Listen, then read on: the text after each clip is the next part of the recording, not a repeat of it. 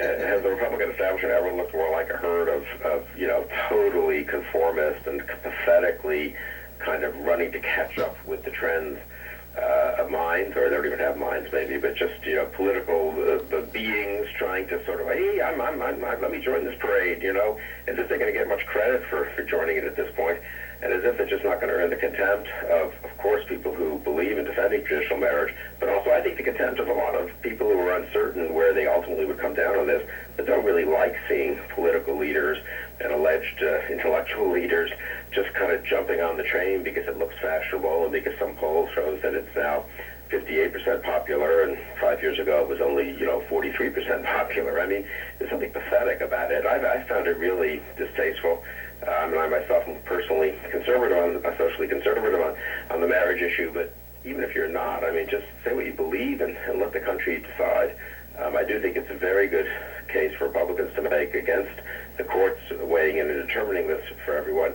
But again, this kind of pathetic attempt to, oh my God, the young people especially are liberal, so let's just rush to cater to them as if they're going to respect you if you just embrace the views of some 26-year-old who doesn't know anything, honestly. Can't adults say, you know what, young people are sometimes wrong. Young people had a lot of views in the late 70s, to get back to our earlier conversation, that were not right for the country. And it turned out, incidentally, they didn't agree with 10 years later, right?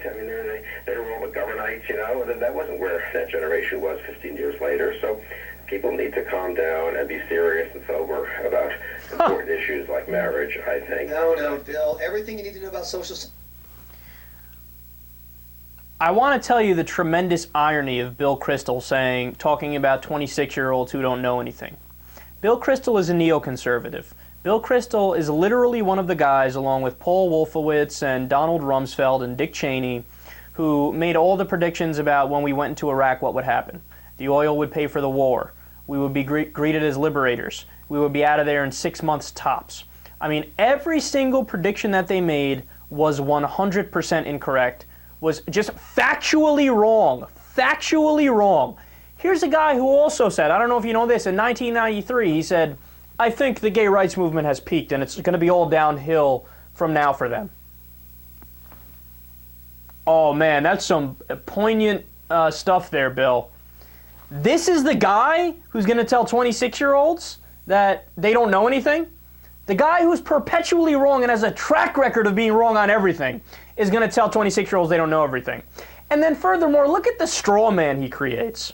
Like, gay rights, it's just fashionable now. It's just fashionable. Like, why would you hop on the bandwagon? Well, by the same token, wouldn't I have been able to say that if you're against gay marriage in the year 2003, when 37% of the country was in favor of it, so a majority of the people were against gay marriage in 2003.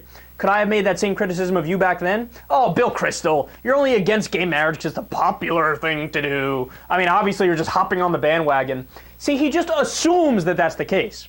That everybody's not thinking, and I'm blindly leading, look, everybody likes gays, so I like gays. No, you dumb schmuck.